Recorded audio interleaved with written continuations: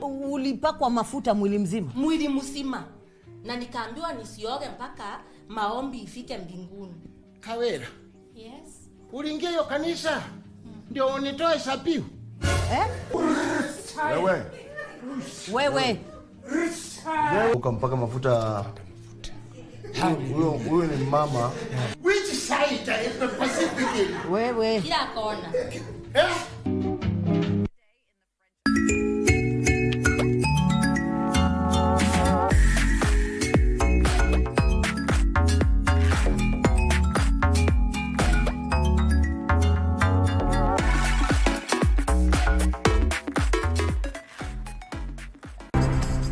Je, umewahi kuwa na deni ya KRA? Basi usiwe na shaka. KRA wakishirikiana na KBC wamekuandalia roadshow murwa kabisa. Jiunge nasi tukufahamishe kuhusu KRA Tax Amnesty Program na jinsi utakavyoweza kusamehewa adhabu na riba na KRA. Pia tutakuwa tunakusaidia kujaza fomu za kodi za mwaka 2024 na kukusaidia na huduma za KRA kwa mtaa wako. Ijumaa tarehe 6 na Jumamosi tarehe 7 mwezi Juni tutakuwa na mobile clinic Kilifi pale Pwani University. KRA, tulipe ushuru, tujitegemee.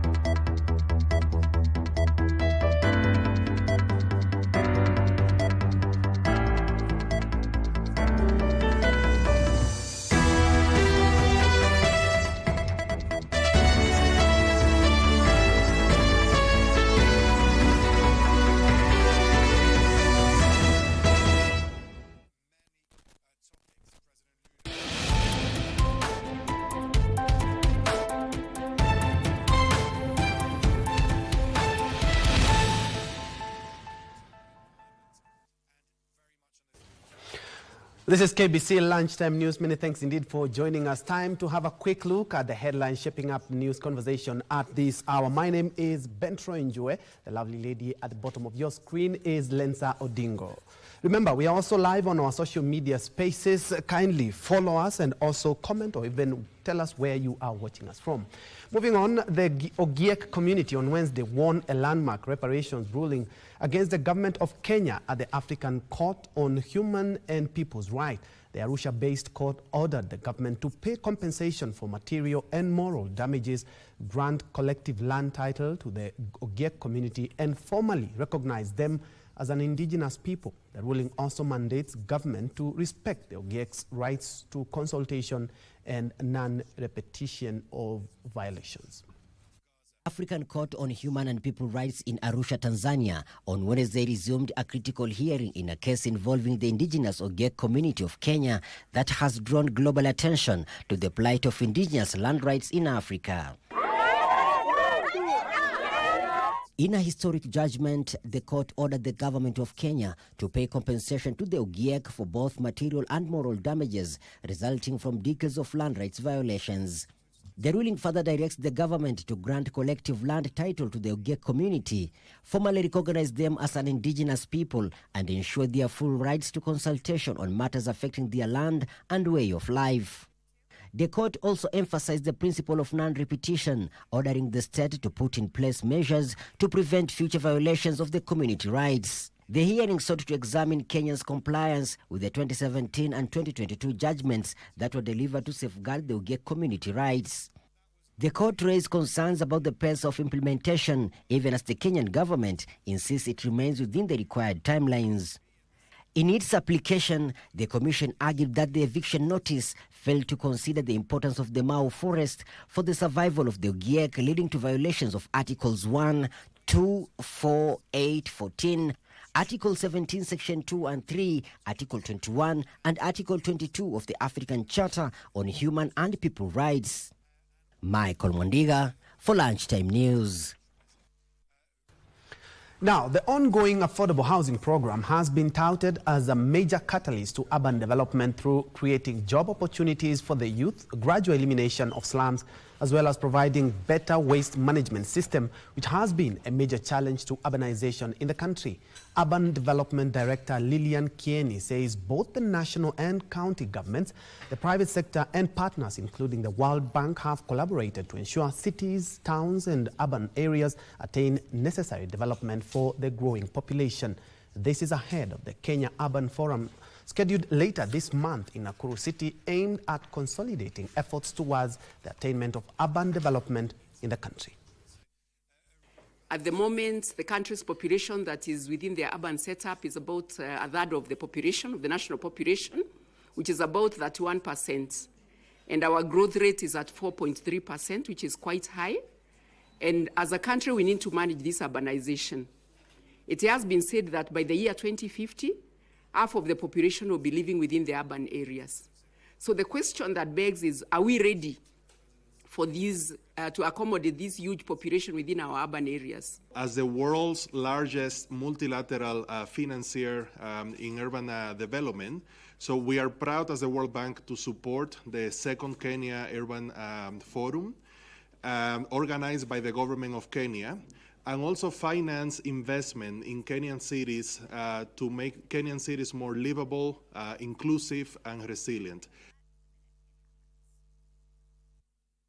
Still on housing, over 3,000 trainers from technical and vocational education training institutions, TVETs, and mastercrafts persons from Njue Kali industry have been equipped with necessary skills to guide them in assessing and certifying artisans from the informal sector. Speaking during the training of a new cohort at the Nairobi National Polytechnic, Kenya National Federation of Njue Kali Association Chief Executive Officer Njue said the graduate trainers will be deployed to assess and certify artisans from the informal sector working in the government's affordable housing projects. I've been assigned to do. As the training of trainers from TVETs and mastercrafts persons from Njue Kali industry and a recognition of prior learning program enters its home stretch, calls are being made to the targeted artisans in the informal sector to come out in large numbers to be assessed and certified. They'll support them to see they do assessment even in their mother tongues if possible, because we're looking for the skills, not the language. It should not be a barrier. Once they do that, we support them after the certificate, because some of them will get certificates. They don't know what they are supposed to do with it. The Njue Kali artisans themselves, once they have been certified, they can actually become trainers or even assessors, RPL assessors in the TVET institutions, because the TVET institutions are the RPL assessment center. While opening the training of a new group at Nairobi National Polytechnic, Kenya National Federation of Njue Kali Association Chief Executive Officer Njue said the skills will help standardize the workmanship of artisans engaged in the affordable housing projects in the Njue Kali sector as well.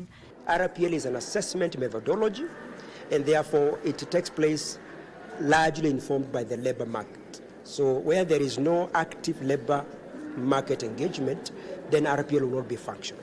We are looking forward to concluding so that we can hit the ground. Like tomorrow, we are supposed to be in Kibra, the affordable housing, sensitizing and assessing over 200 practitioners who have already been identified by housing so that they can be certified. The RPL program, which was officially launched at the beginning of this year as a pilot phase in 11 selected TVETs and TVET SIDAC that is to run for 5 years, targets to train over 1 million RPL trainers, will assess over 7 million artisans from the informal sector, who are the majority in driving the country's economy. From housing to matter security, where one of the two persons who died on Monday night in Matigari village, Laikipia County, after an altercation has been identified as Stephen Lukivi Ekero, a father of 4 and a tour guide based in the Masai Mara. According to his wife Damaris Lukivi, he had returned home to visit his family while his tour vehicle was undergoing maintenance in Nakuru town. Stephen was allegedly preparing to travel when attackers arrived and set their house ablaze. Although he initially fled the burning structure, he returned to retrieve his bag and was caught and killed by the assailants. Rumuruti OCPD Francis Nganga said investigations are ongoing.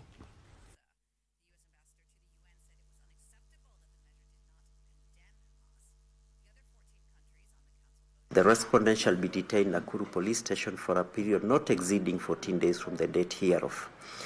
The investigating officer is directed to ensure all investigations are conducted expeditiously and to respect the respondent's right to humane treatment as enshrined in Article 51.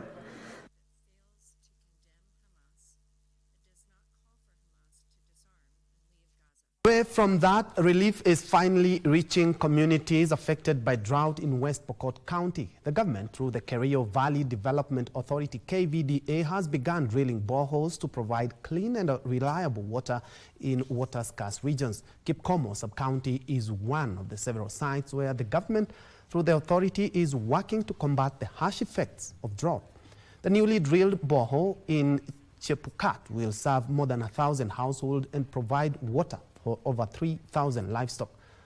Sami Naporos, Managing Director of the Kerio Valley Development Authority, said similar efforts are underway in Turkana, Baringo and Samburu counties. Solidarity forever, solidarity forever, for the union makes us strong. Kuna wale ambao waliruhusiwa kwenda kusoma na wakaweza kurudi na speciality. Saa hii tunavyoongea wamebaki kufanya kazi na kuserve wananchi kwa ile takriban au ya masomo ambayo waliweza kusoma, lakini ukiangalia kwa upande wa mshahara bado wanalipwa sawia na ile walitoka nayo wakati wakienda shule. Kuna zile documents muhimu kama career guidelines ambayo iliweza ikaratibiwa mwaka uliopita na ikatiwa sahihi na Public Service Commission. Tangu wa leo hawajaweza kuhakikisha ya kwamba inaweza kutimilizwa katika zile promotions na redesignation. Pia kuna shida kubwa, wagonjwa wanakuja hapa wanangoja masaa mengi sana, hata wanaumia zaidi kwa sababu maafisa tabibu ni wachache sana. Tunataka tuambie wagonjwa waanze kujipanga, hata wale ambao wako katika hospitali zote za Kilifi zile ambazo sisi tunafanya huduma tutazifunga, alafu ndio tuweze kurudi kwenye meza, ndio tumshinikize serikali kuweza kutusikiza na kutatua matatizo ambayo yapo. Viva kuko, viva! Viva! Viva matabibu, viva! We do apologize for that mix-up in that last story that regards the Kilifi Kuko strike. But elsewhere, a section of United Democratic Alliance Party delegates from Meru County are faulting members of Devolution Empowerment Party, popularly known as Mbas Party, over what they say is causing confusion by being close to the government, and yet some of its members have moved to the opposition. Led by Hilda Modoni, the delegates accused the party of trying to please the government instead of serving the people of Meru.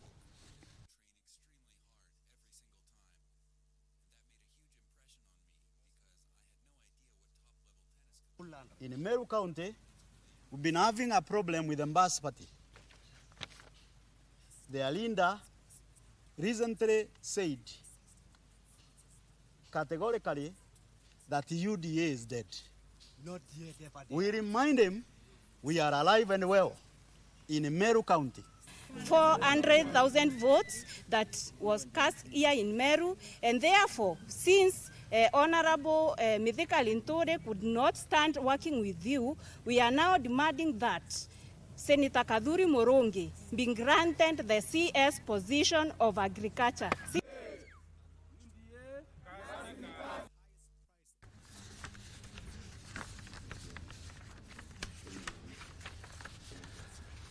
Allow me to revisit our earlier story where relief is finally reaching communities along those affected along the West Pokot border. The government, through the Kerio Valley Development Authority (KVDA), has begun drilling boreholes to provide clean and reliable water in water-scarce regions. Kipkomo Sub-County is one of the several sites where the government, through the authority, is working to combat the harsh effects of drought. The newly drilled borehole in Chepukat will serve more than 1,000 households and provide water for over 3,000 livestock. Samina Poros, Managing Director of the Kerio Valley Development Authority, said similar efforts are underway in Turkana, Baringo and Samburu counties.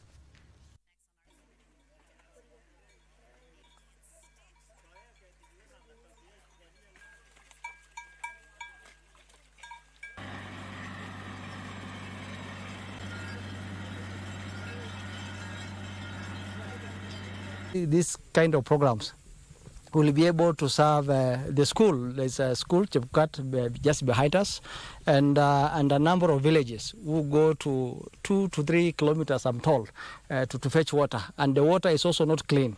Wanafunzi pia hawakuwa na time ya kukaa darasani. Wamama walikuwa naambia mkuje mapema ndio muende mchote maji. Kuna bongine kilomita karibu kilomita 50 hivi. Sasa hivi, asante kwa hii. Mimi nimefurahi sana kwa hii maji. Kwa maana umetusaidia watoto wetu sana.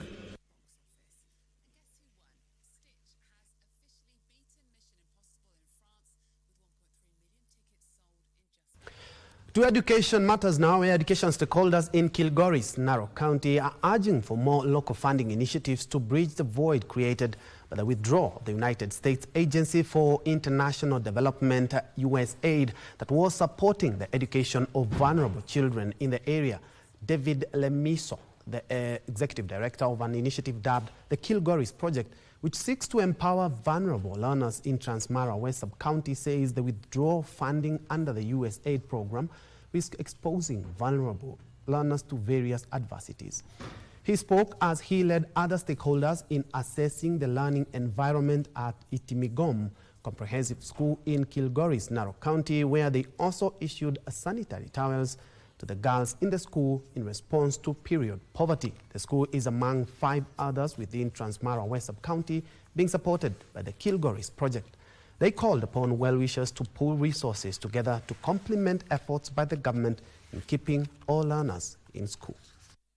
A lot of changes in funding, international funding, and with TKP, with our local team, we realize we need to go back to the basic, to our own people, to the local fundraising, local partnership, this is the start of it, and we are seeing great things are happening. So, to this country, to the lovely people of Kenya, let us support each other. The small that you have, the big that you have, wherever that you touch life, it transforms. So here at TKP, we've seen a lot of things because we partner, this school is in Dimigom, that we partner directly with the government. As an organization, we have seen a wonderful thing happening to this community. Therefore, let's work together as Kenyans and even support each other.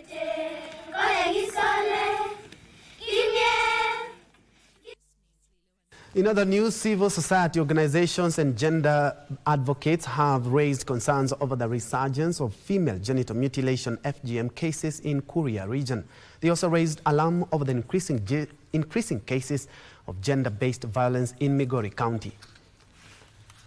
A recent study conducted by the University of Nairobi in collaboration with the Africa Coordinated Center for the Abandonment of FGM highlighted key weaknesses in ongoing efforts to combat female genital mutilation.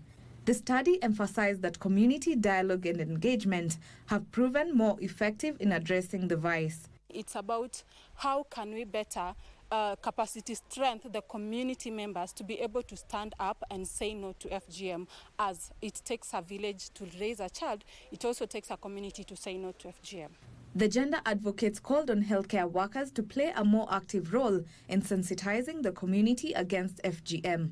The healthcare workers can actually be able to share messages and be able to counsel women and girls on why they need not to continue with the practice, but even more importantly, protecting their daughters. According to Catherine Menganyi, the GBV coordinator in Migori, there is a disturbing rise in defilement of children under the age of 18, with many of the perpetrators being close relatives. She regretted that a number of these cases go unreported, making it difficult for victims to receive the support and justice they deserve. Among the cases we are seeing, like in the year 2024, we had around 1,200 and something cases, where almost 58% were children below the age of 17 years. So that relates to why we are getting high numbers of teen pregnancies in Migori County, and we are getting cases now, the cases that are not reported now are even worse.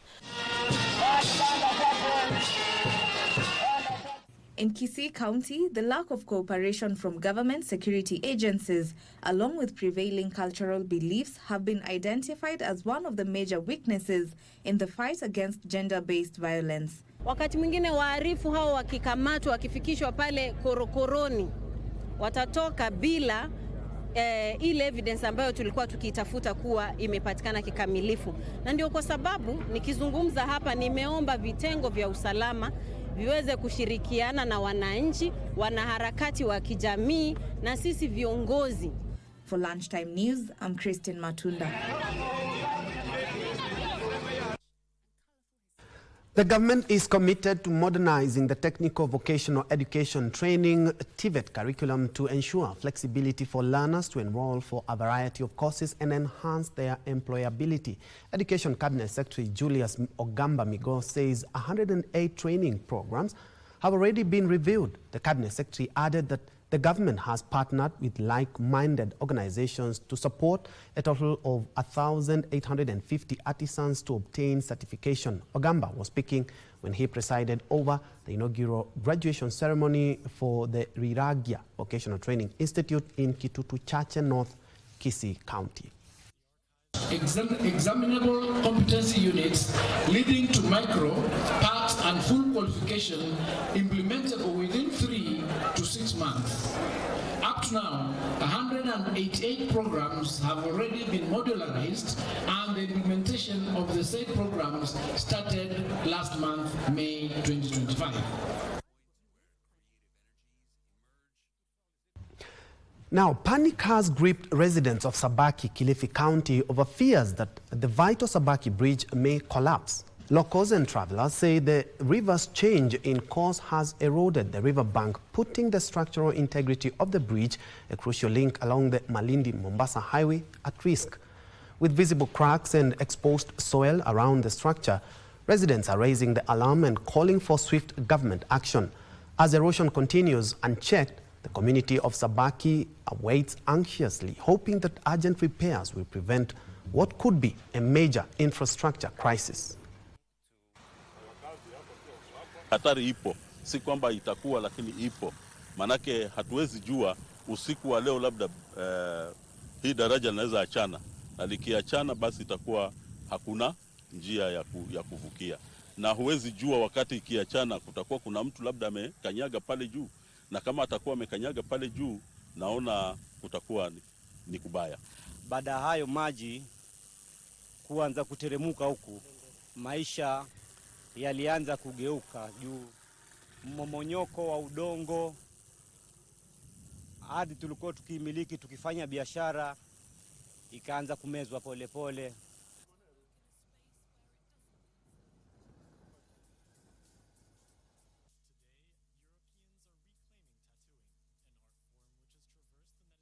Very well, time to make sense of shillings and cents in business. Private pensioners plan to invest up to 10 trillion shillings in public infrastructure to reduce reliance on external debt. Association of Pension Trustees and Administrators of Kenya President Hosea Kiili says pension schemes, SACCOs, insurance firms and banks hold substantial investable funds which should be used to fund infrastructural projects here in Kenya. Pension fund industry has grown to 1,300 companies, mobilizing funds that account for 12% of the country's GDP. In 2020, the Retirement Benefits Authority defined infrastructure as a distinct asset class and allowed pension funds to invest up to 10% of assets in that sector. However, the industry still invests more than 80% of their funds in government papers. The government has been encouraging fund managers and pension funds to invest in government-backed projects like roads, railways, water and affordable housing projects. The government, though willing, is trained for resources, but leveraging on the financial services sector, we can be able to develop our roads infrastructure, our rail infrastructure, our health infrastructure, and generally all our infrastructure. We are sure it goes with study that developing the infrastructure is going to inspire our economic transformation. Speaking at the 4th Association of Pension Trustees and Administrators of Kenya International Conference in Mombasa, the association president Dr. Hosea Kiili says the new model seeks to empower even small contributors in pension schemes and SACCOs to become shareholders in major infrastructure projects, offering financial returns while boosting local economic development. The funds are available in this country. The only problem is that we have not been working as a team and maybe the government has never been inviting the private sector to the table. But now they have invited us through the committee of experts, and we are rising to the occasion. Sylvia Gatti, reporting for Lunchtime News.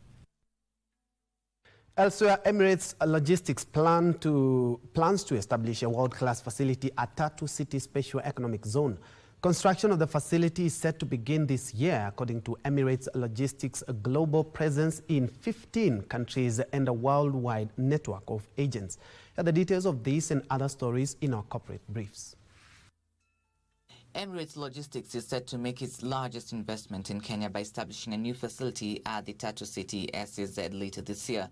Emirates Logistics says the investment at Tatu City will bolster the company's capacity to serve its clientele across sub-Saharan Africa and reinforce Kenya's standing as a key logistics hub.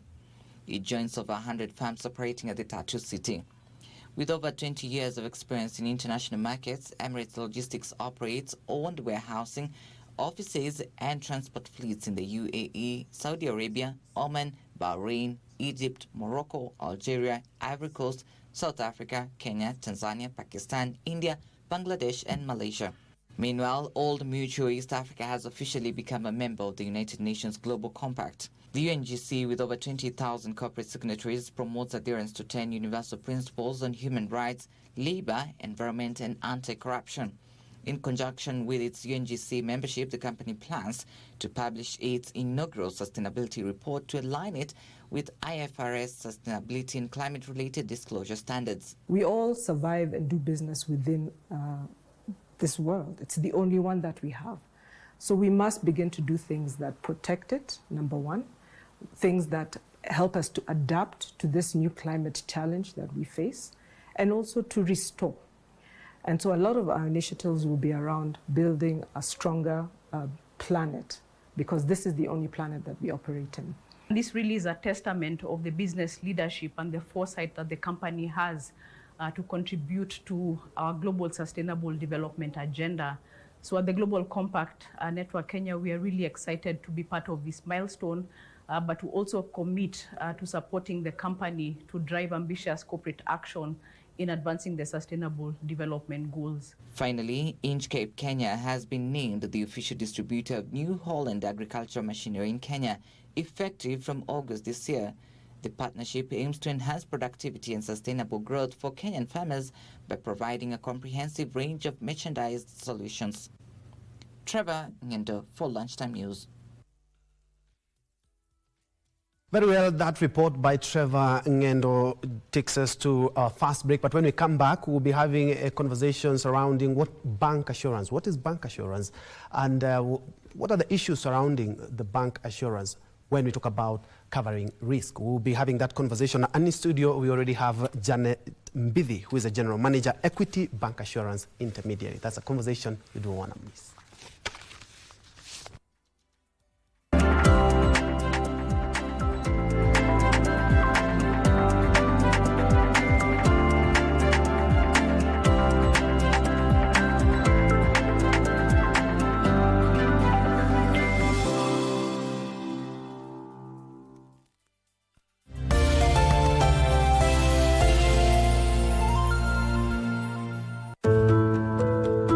Imagine a future where you can enjoy the fruits of your hard work without financial worries. A time when you can truly relax, travel, and pursue your passions. To achieve that dream, you need to plan today. With the cost of living constantly rising and inflation showing no signs of slowing down, the money you need today will be nearly 10 times higher by the time you retire. Without a solid retirement plan, you risk financial insecurity when your active income stops. That's why saving for retirement is necessary. Regardless of your age, it's never too early or too late to start planning. Engage with experts from any RBA-registered individual pension plan for guidance in tailoring a retirement strategy based on your current lifestyle, future goals, and desired retirement age. This provides the fixed regular income you'll need after retirement to ensure you live comfortably without compromising your quality of life. The earlier you start saving, the more secure your future will be. Start saving for your retirement today and live your golden years the way you've always dreamed. For more information, visit our website www.rba.go.ke,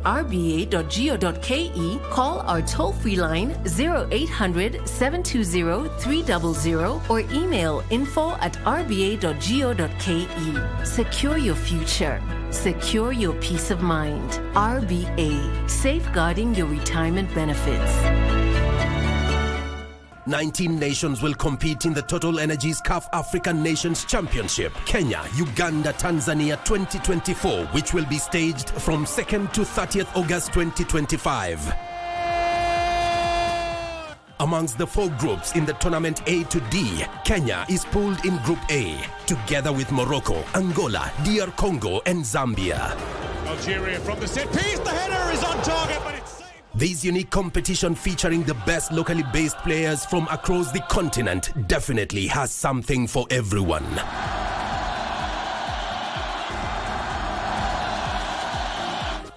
Just bring your A game as you let it flow live and exclusive on KBC Channel 1, your true sports partner.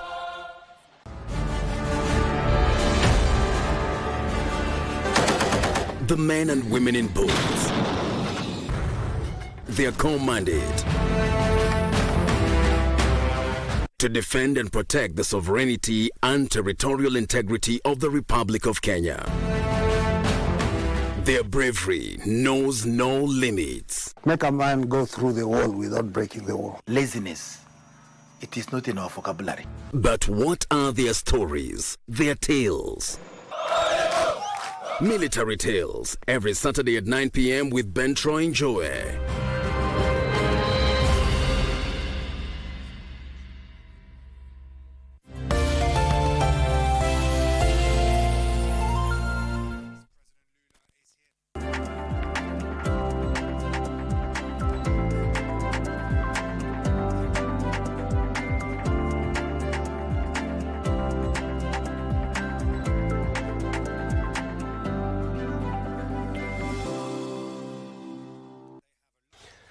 Welcome back to Lunchtime News. And on this business segment, we are looking at covering risk, and we have a bias on bank assurance. In studio is Janet Mbidi, General Manager, Equity Bank Assurance Intermediary. Karibu sana. Thank you. Maybe in a nutshell, what exactly do you do and what exactly is bank assurance for our viewers? I'll start by introducing myself. Yes. My name is Janet Mbidi, General Manager, Equity Bank Assurance. Happy to be here. So bank assurance generally is the distribution of insurance through the banks. Originally, we had insurance distributed by agents, distributed by brokers, and also distributed by, different various channels. Right now, we have bank assurance that is taking advantage of the big and clientele that they have through their main course, which is banking, to distribute insurance. And how does bank assurance identify and assess this risk when developing insurance for insurance solutions for maybe your clients or even business? We work very closely with insurance partners. Remember, bank assurance is a distribution channel, not an insurance company. So what you do is distribute insurance that is mainly done by the insurance companies. So we work with companies that we partner with to assess the risks. Different risks. Remember, we do life insurance, we do medical insurance, we do general insurance. So depending on the risk and the insurance company, we identify clients, place them with the right partner for the risk identification and then the coverage. From my understanding, bank assurance is the integration of banking and insurance at the same time. And how does this model ensure that there is ability to offer insurance, comprehensive coverage? Because mostly, and how does it differ from this traditional insurance that we usually take? Right. So, as I said first, bank assurance is taking advantage of already existing clientele. We have a client who is coming to the bank for banking services. These are the same clients who need insurance. So how bank assurance comes in is, let's say someone wants cover and they are struggling financially. bank assurance has an upper hand, given that the main role of the bank is giving loans. So in bank assurance, you're able to give a client an insurance loan, which is not common with the other channels of distribution. You have a business, you don't have to go to touch your working capital and divert it to insurance. We're able to advance a small loan. Let's say for your premium is 200,000 to whatever amount. We give you a loan for that 200,000 that you can pay between 3 months to 10 months. So that is something that makes bank assurance an advantage to our customers. When you come to the bank, we are looking forward to having a one-stop shop. When you're in the bank, you do your insurance, you do your banking, you do everything. You don't have to get out and now go to the insurance company. We are a link between the client and the insurance company. Remember, we make it easy for the clients because as bank assurance, the insurance company treats us as a book, not as a one person. So if you have a book of, let's say, 5 billion, you're able to negotiate for discounts, you're able to negotiate for quicker claim settlements as an SLA. Service level agreements for the big book that you have. Yeah. And from your view, what are the most significant emerging risks that individuals and even businesses are facing today, and where do you come in as bank assurance? I'll talk of those risks in the 3 angles of insurance. We have life insurance, medical insurance, and also we have the general insurance. So when you talk about life, what is the risk that a business will go through because of, for instance, loss of life? You are the owner of the business, you're gone. It means that the business is closed. The business does not continue. So bank assurance comes in to advise in case of an unforeseen happening, how does your business continue? There are covers that will enhance that and ensure that your business continues with or without your presence. When you look at medical, you can get sick. You're running the businesses. Your employees are running the business. If you get sick or your employees get sick, how does the business continue? Again, bank assurance comes in to ensure that in case you're sick, bills are taken care of and the business again continues. Now, largely when we look at general insurance, a business can face a lot of risks from financial risks. A business can face things like theft, burglary. You can also face fire.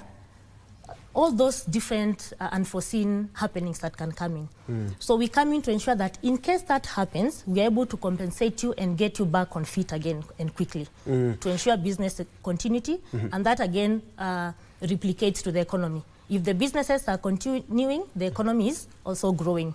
Yeah. And I've noticed that we'll be having our first insurance day in Kenya. Yes. And maybe you're borrowing from what I saw, Mashirika days, the circles have their own day that they celebrate. What exactly is the first? Yes? It's the first, and I would want to, it is the first, and it is something I would want to applaud my employer, Equity Bank, for. This day is looking forward to give a conversation to the clients. And it will be happening in all our branches. We have 216 branches across the country. So during this day, so many people don't really understand what insurance is. Just the way you say they don't understand what bank assurance is, they don't really understand what is insurance. The talk in the market is that insurance does not pay. There are surveys that were done long ago where the claim payment was around 70%. That was in 2012. Things have changed, and claims are actually being paid. People need to understand different kinds of insurances. If I'm taking a medical cover, what is covered? If I'm taking a life cover, what is covered? And if I'm taking a cover for my assets, what is covered? So these days is looking forward to answer all those questions. I would urge everybody to take advantage of it by visiting our branches. We'll make an announcement of when that is happening. Oh, you haven't said the date yet. Now, what critical risk do Kenyans constantly underestimate, and how does maybe your bank assurance come in to close this gap?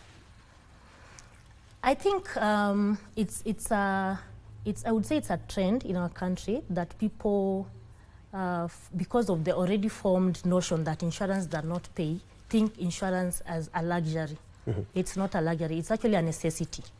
Everything you do, everything you touch is sort of a risk. Even right now when I just walk from here going to the door, I'm not sure that I'm getting there. We live by faith.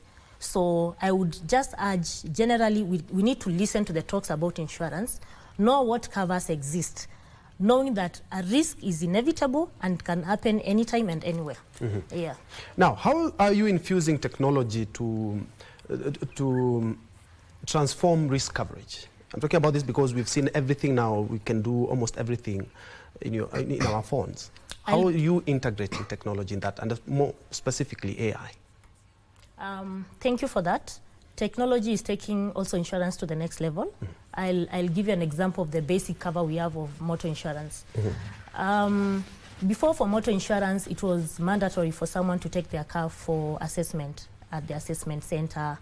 Right now, we have partners that have already advanced to levels where you can just take a photo of your car, and then in the background, using the AI technology, the assessment is able to be done, and the value of your car is coming out. That makes it a quicker way of taking up insurance, as opposed to waiting for 2 days for you to get your the value of your car and so forth. This is on all round, even for medical. When you go to the hospital to do your medical test, they're able to transfer the test immediately to the insurance intermediary or company that you're dealing with.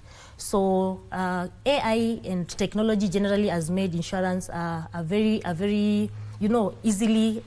quick, made it a bit quick in terms of being taken up. That is, when you want to take cover, you don't have to fill the manual proposal forms. You just fill your details on the phone. They can go to the insurance company, and they are able to quickly, give you back either a quotation, if it's the coverage, policy documents, again, back to your phone or your email.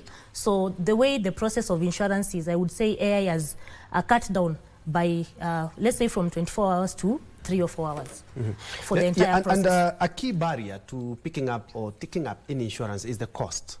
How are you ensuring that your bank assurance is inclusive and also could cover Mama Mboga and the border guys as well? Yeah, thank you for that question. It's a very important question. So affordability is a very key issue in insurance. One of the things we've done, and especially as bank assurance, is the IPF, the insurance financing. If you need insurance, you don't need to have the whole amount in cash. Yes. We're able to advance you a loan and pay. You can choose between 3 months to 10 months. So you're able to pay back the loan at your convenience and at the premiums that you're able to make at the end of each month during that tenure that you've chosen. That is number one. Again, as bank assurance, we are able to negotiate for very good coverage at affordable premiums because of the large book that we have. When we go to the insurance companies, we are not going to propose one client. We are going to propose as equity bank assurance. We have clients worth 5 billion. What rates can we get that make it possible for our clients to afford? Remember, our goal is to make the client afford insurance and be covered, for even us to do well in terms of the loans. 10 seconds for your final comments. Thank you very much. I will go again to repeating my statement that insurance is not a luxury. It's actually a necessity that we need to have.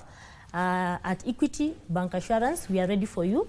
We have 216 branches across the country that are ready to serve you, that have knowledgeable insurance officers that are ready to give you all the data that you need, and also claims people that ensure that you're covered and your claims are processed effectively and efficiently.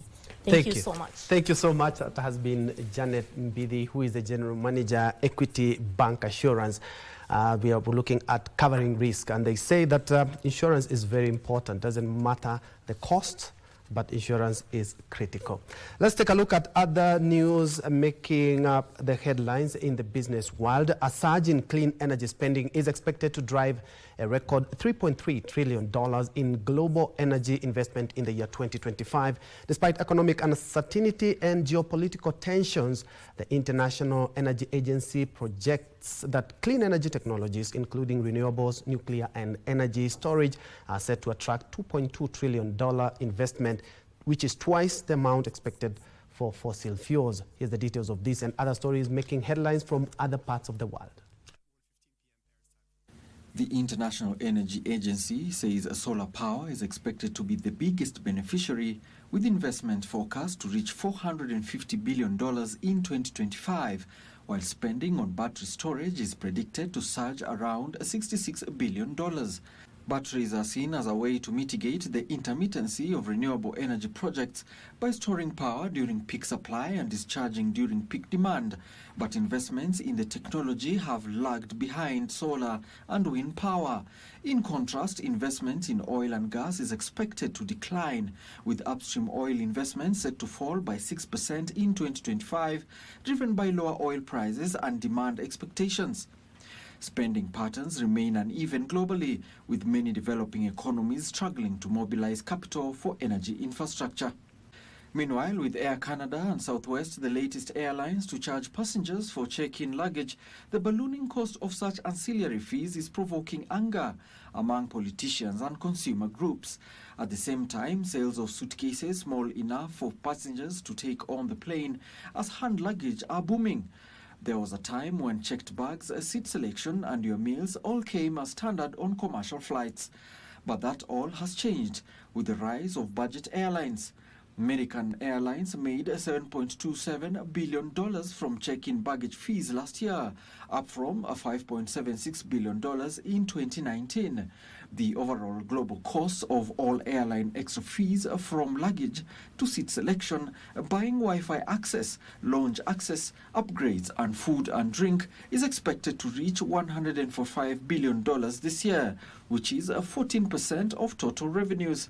Finally, Suzuki is set to fully resume production of the Swift model at its Sagara plant mid this month, as the prospect of part supply is clearer now.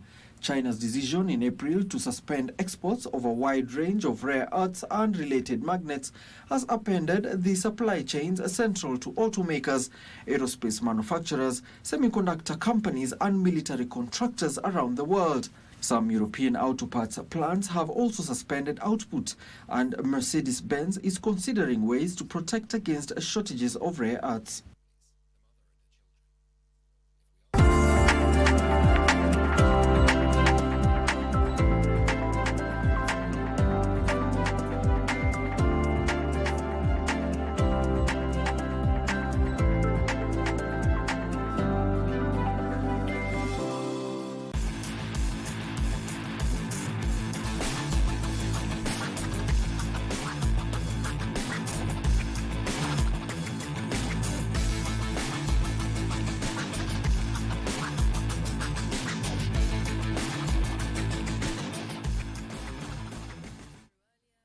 Time for the sports. The Kenya national women's soccer team Harambee Starlets suffered a humiliating 5-1 defeat the Atlas Lionesses of Morocco in their international friendly match in Tangier.